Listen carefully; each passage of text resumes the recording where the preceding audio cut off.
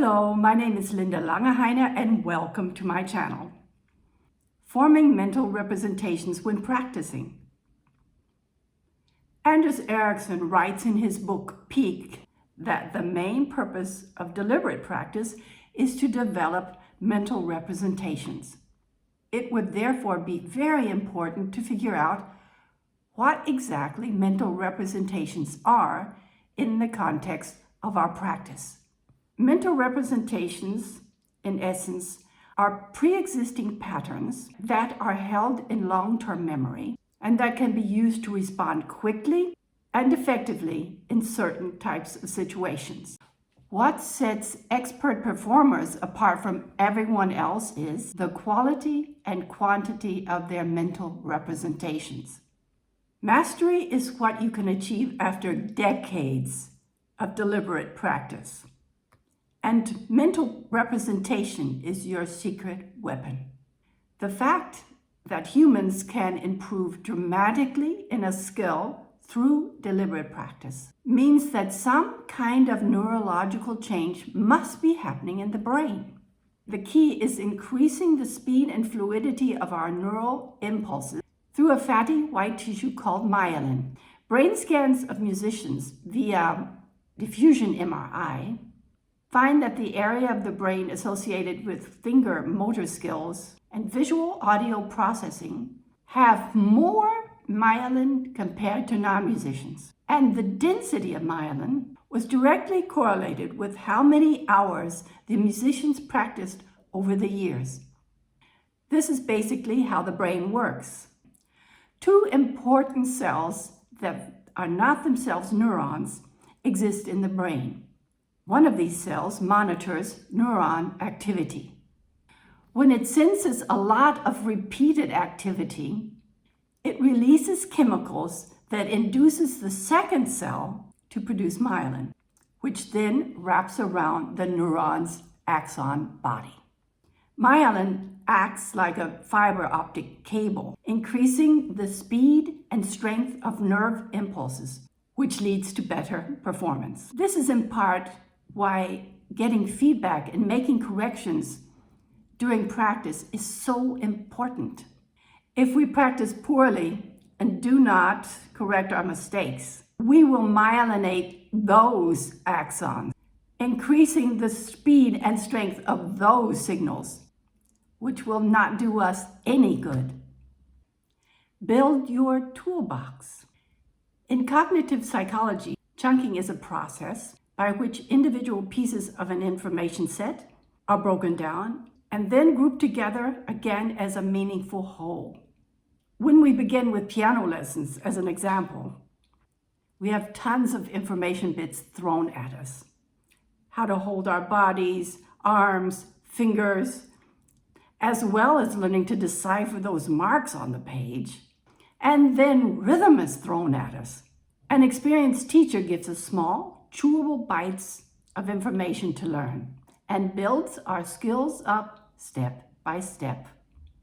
After much practice, we don't see just single notes of a chord anymore. We automatically see G7 leading to tonic C, which makes it much easier to play immediately. We've built up larger chunks that makes processing new music much easier and faster. Deliberate practice nearly always involves building or modifying previously acquired skills by focusing on particular aspects of the skills and working to improve them specifically. Within the larger goal of improving speed, intonation, vibrato, or endurance, for instance, you break that overall capability down into its individual skill components. You break down those skills farther into micro skills. You then create an improvement goal for that small piece and focus part of your practice on it. To make improvement, you need to build up a toolbox of focal points or chunks for what every position or piece should look like, what it should feel like, and what effects it should produce when focusing well in context. Focal points are the most powerful tool you have in your arsenal for detection, correction, improvement, and maintenance. Master the fundamentals. Many people lose sight of practicing the basic fundamentals that make us successful at something. And we are often looking for the advanced magic formula that will instantly give us the results we are after. That, or we believe we are above the process and have mastered something, so we no longer need to work at it. Years ago, I was a student of karate and noted that all the students, white belt and black belt, spent the first hour of training working on the basics. We beginners were learning them, and the white belts were polishing them. Remember the movie Karate Kid? Wax on, wax off.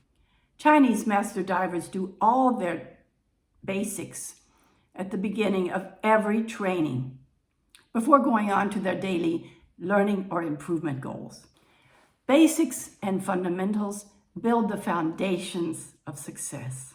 The jury is still out if scale and technique work every day is important.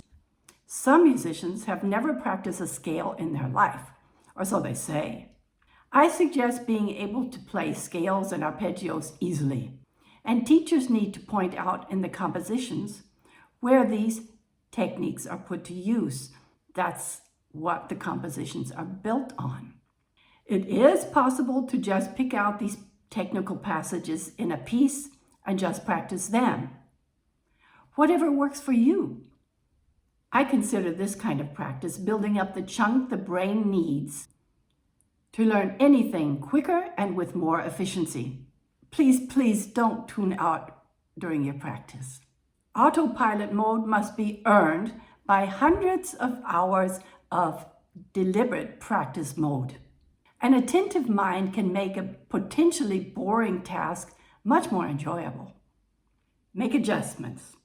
In each practice set, you play a game something like hot or cold, sensing when you are moving closer to your objective or farther away.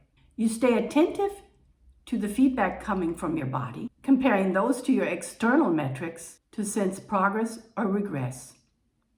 You make adjustments in the middle of the action to protect, correct, or improve the action. You use rest moments to consider what just happened and plan what you are going to do better on the next repeat. You finish practice with an assessment of what went well and what not, and how that should influence the plans for the next practice.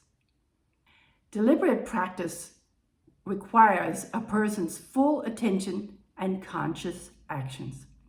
It isn't enough to simply follow a teacher's instructions. The student must concentrate on the specific goal for his or her practice activity so that adjustments can be made to control practice. Feedback. Your teacher may be very experienced in guiding you, but still you are in the most powerful observation and decision position. You have direct access to all that information coming from your nervous system. Rather than to expect an instructor know what your body is saying, she can only guess based on external cues and your own report. You've got to pick that teacher's brain to learn how to read those signals from your own body and make decisions on your own, on the go, when there is no option to consult anyone outside your own head. The player must memorize the sensation associated with correctness, because that's how she's going to know she's doing it correctly when the instructor is not around to tell her. You are always going to be the sole pilot of your vessel, so you might as well learn how to do it.